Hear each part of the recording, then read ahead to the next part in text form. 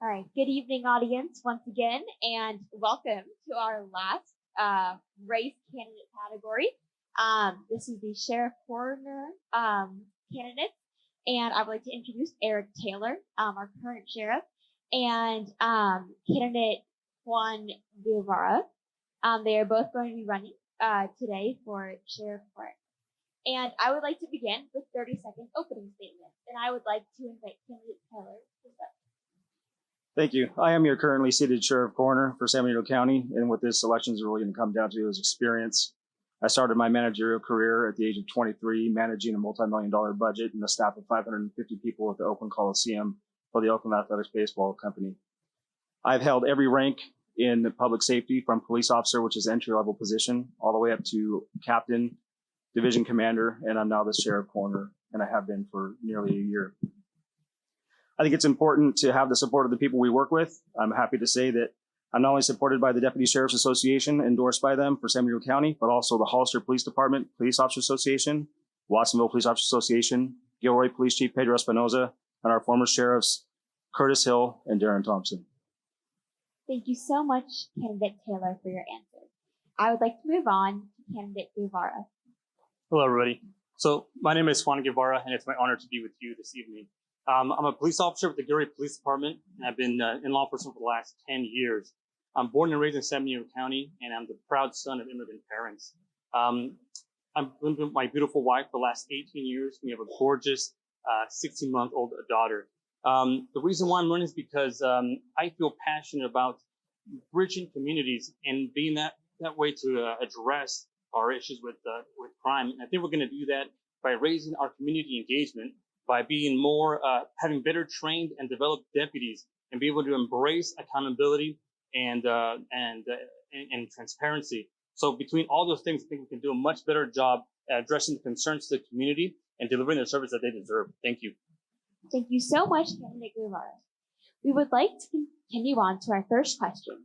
When it comes to crime, what is the biggest problem the sheriff's office faces, and what solutions would you recommend?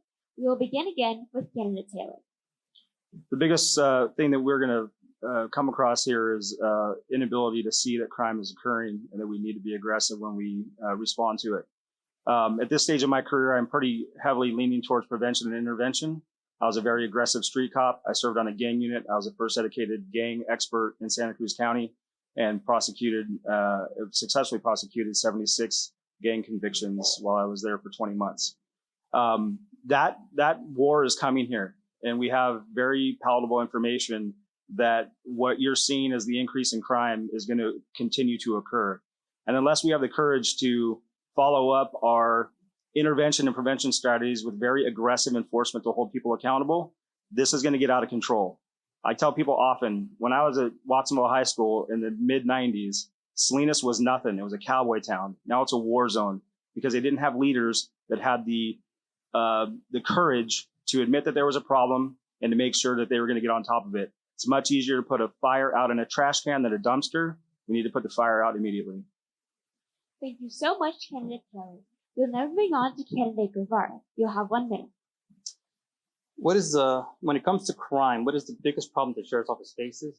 And I believe that is the rising violent crimes that happen in this community. We just had a shooting in this community, and my heart goes out to all the family and the victims of that family. But in order to be able to address these things, the rising increase in crime and violent crimes, is to be able to have a better partnership with the community. Not everybody feels confident or comfortable reaching out to law enforcement, and I think that that's a result of being absent and not having that engagement. So we need to work on this, on bridging these communities and having a better relationship so people can feel comfortable and confident calling us, because we can't do this alone. We need the partnership between the community and law enforcement to be able to thoroughly address these issues that we have in our community. So it's the absence that we have in the community that we need to address. Thank you so much, candidate Guevara. We would like to move on to our second question. How would you define diversity, and how well does the Sheriff's Department align with your goals? We will begin this time with candidate Guevara. I define diversity by having a rich pool of employees and people in the community that reflect a lot of cultures And the way that I see that the sheriff's office aligns with those goals is disappointing. What I mean by that is that I don't believe that the sheriff's office has a workforce that reflects the community. My campaign has been embracing cultural diversity and inclusiveness, and it's very upsetting when I see the sheriff's office. I don't believe they have a single woman in deputy on patrol or a single woman sergeant on patrol, and that concerns me a lot. So I don't believe that it aligns with that. And it's a very simple fix. You just become more aggressive in recruiting applicants. You change the how you operate. You make a balance, a work-life balance better.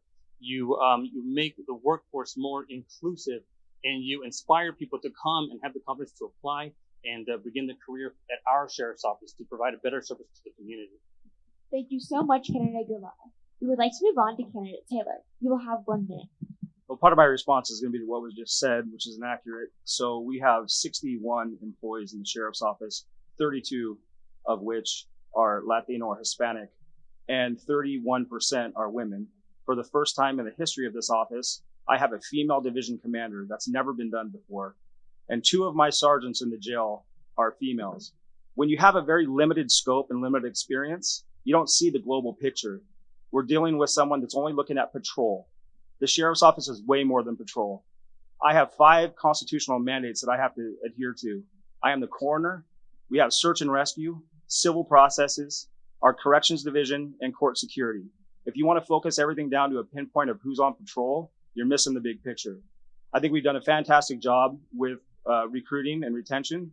It is not easy to attract females to be patrol deputies. And I know that Sandy was one, and I appreciate that. But we don't get the candidate pool. We have tried and tried and tried. And we just had a very promising candidate that didn't make backgrounds, but we are still continuing to try because it does need to be reflective of the community. Thank you. Thank you so much, candidate Taylor. We would like to move on to the next question. What is the role of the sheriff's office in limiting repeat offenders? We will be beginning this time with candidate Taylor.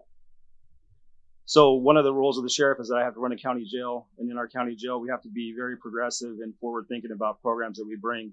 I'm proud to tell this audience today that we're one of the first medium security jails that is actually going to have a program where we are installing a playground that doesn't come out of the general fund. So when children go visit their parents in custody, it's a much more loving, nurturing environment than sitting across a pane of glass and talking to them there. We're also starting with Growing Hearts. We're bringing a program to teach gardening skills in our jail. And so and we've also partnered with Gavilan College to make sure that we're giving very good job training and setting people up to be successful and not come back into the system. Without these programs, then we're just going to have a recidivism rate that's out of control. I think that our office is extremely forward thinking. I have also started a very outside the box program with First 5 San Benito, our Strengthening Families program, and our Positive Parenting program, so we can stop these problems before they start. Thank you. Thank you so much, candidate Taylor. We would now like to move to candidate Guevara. What is the role of the sheriff's office in limiting repeat offenders? We have to stop thinking in a traditional sense when it comes to fighting crime. We have to think about contemporary ideas to fix these issues.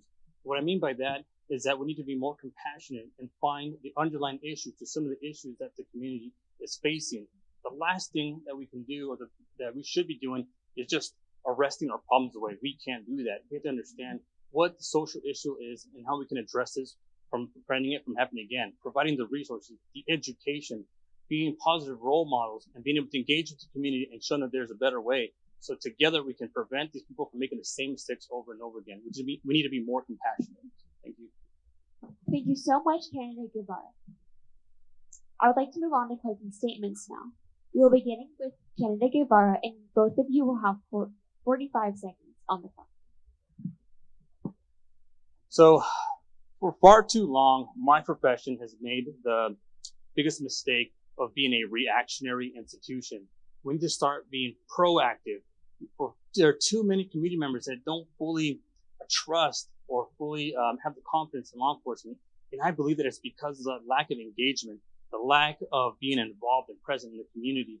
We can do this by being more involved and being more present. We can do this by having better trained deputies to understand underlying issues going on in the community. We can do this by accepting responsibility of our mistakes publicly and quickly. Please, if you have information or you want to learn more about my campaign, go to GuevaraForSheriff.com. Thank you so much for being here tonight, and I appreciate all your precious time. Thank you. Thank you so much, candidate Guevara. I would like now to ask candidate Taylor to deliver your closing speech. Thank you. I am your most community-oriented candidate that sits in front of you today. I volunteer my time at San Benito High School to announce games. I'm a swim coach. I was a water polo coach. I was involved in the construction committee of the school on my own time. I sit on many task force and boards, and that was never done before in our office before I got here. We had no connection with our community-based organizations and our non-governmental organizations. There was none. We were walled off to this community, and it was we were suffering because of it. So I have brought that back to our office, and I've implemented programs. We talk about community engagement. On April 22nd, for the first time, we're going to be starting our Agua con la Chota program, which is a migrant farm worker outreach to break down barriers and create some relationships with our migrant farm worker community. I'm also bringing in our Caminos program, which is a youth diversion program for youth first-time offenders, as well as our Adelante program, which is a youth mentorship program with LULAC. And I also sit on the LULAC Farm Worker Task Force. So I appreciate Thank you so much, candidate Taylor, for your time. I'm so sorry. I would like to now conclude the question and answer period for our candidates. Thank you so much, candidates, for Thank you.